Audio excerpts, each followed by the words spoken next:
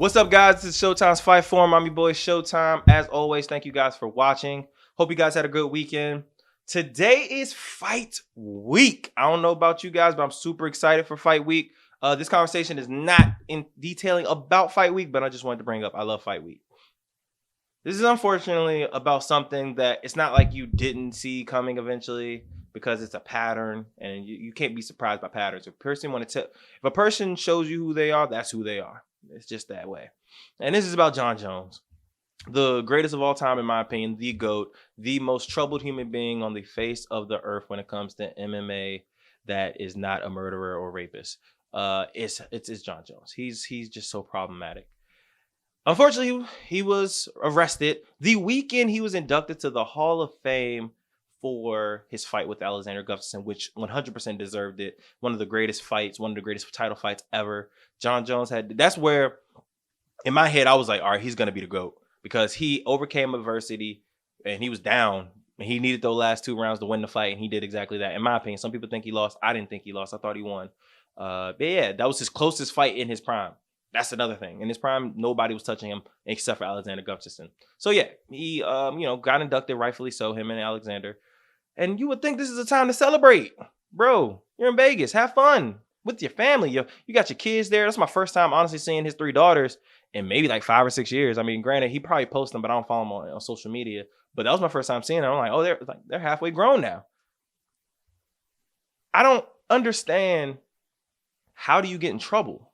So for the people who don't know, and if you don't know, I don't know how you don't know, but he was arrested for domestic violence.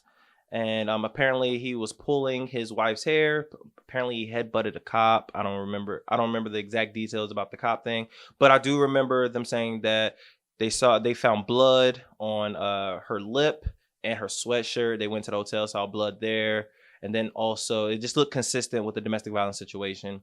And then also the worst thing of it all was the fact that one of the daughters actually went to the security to say to call the cops. My dad is being abusive, which is the saddest thing you'll ever hear. It's heartbreaking, man. Like, this is the situation at hand. Jon Jones, he is who he is, man. We have to understand that. And it's unfortunate. Now it's like, what do we do with this? Like obviously as fans, here's my thing. Be consistent, man. When it comes to this now, it's a domestic violence situation. It's not one of those drug and cocaine and steroids and that stuff like that. It's no longer a car accident where, even if you were drunk, it's still an accident. You didn't purposely, crash your car. Even if you were irresponsible, you still should have, did what you need to do. Now this is something that's on another level, which is a domestic abuse situation. And I've been in a situation, unfortunately, where, I had to deal with a spouse that was physically abusive, and it's not a good situation to be in. It's very, very toxic. And I watch enough Snap to know that people get killed from stuff like this. And it's unfortunate, man. It's so unfortunate. You don't want to hear about anybody being in these situations. Are we shocked that Jon Jones is a part of that? Of course not. Like, you can't be. He's done too many bad things for you to sit here and say, oh my God, I would never believe he would do that. And is this the first time? Realistically, you have to say it's probably not. It's more likely not. This is not the first time. I mean, I don't know, man. It's hard for me to believe. They've been dating, what, 15 years, 16 years, whatever it's been. Like, that was the first time? I don't know. It's hard for me to believe that. And then also you have to look at the simple fact that, like, they have been engaged. I thought they were married. The fact that they've been engaged for like a decade is kind of a warning sign of, yeah, it's kind of a rocky relationship. I don't know anybody that's going to be engaged with somebody for a whole decade and he's rich. No, that's just weird. But that's beside the point. To the actual topic, you have to be consistent. And what that means is you have to stop supporting them. I was a very big Jon Jones fan, but now, I mean, the guy needs help. I can't sit here and support that anymore, man. It's going to get worse. If y'all not, it's a pattern. It's getting worse and worse and worse. He just got in trouble last year. It's a consistent thing with this guy. And for a person to actually do care about his career, I need him to get help before I ever cheer for him, if I ever could even think about it. And the UFC, in reality, like, you can't cut him because we already know somebody's going to pick him up. If not here, Japan. Somebody gonna pick him up. I can tell you that for a fact. He's too talented. He's too much of a big name. He's too big of a draw. But what the UFC should do, in my opinion, is suspend him indefinitely. Keep his contract. Keep him on the books for years on end. For maybe 2 years, 3 years, maybe until he sees help. Maybe until he actually shows that he's improved. Give him a 2-year period where he's no longer in trouble.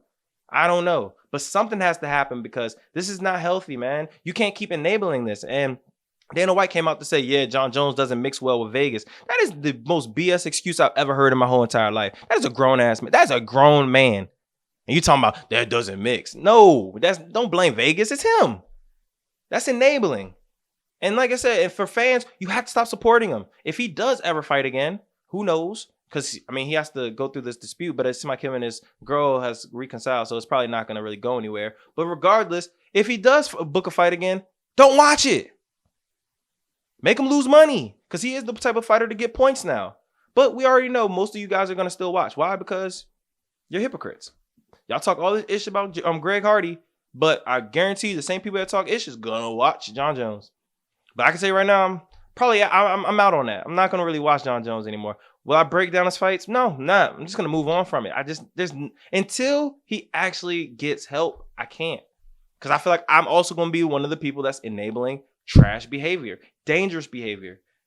So this is the last subject I will be talking about Jon Jones until like the foreseeable future, where actually, like I said, see him actually getting help or hear about him getting help and then the improvements. But until then, I'm out on it. It is what it is. If people don't want to watch, I don't care. If people think that I'm being self-righteous, I don't care. It doesn't bother me either way. But I just know I can't personally support and keep talking about a person that's going to keep doing foul things and not learn from it. And then also besmirch my Lord and Savior Jesus Christ in the background by consistently bringing up God when, bro, are you really seeking God? Are you really trying to better yourself? It doesn't seem like it to me. It seems like you're just like, I'm a wild nigga and I'm going to continue to be a wild nigga. And I just can't respect that.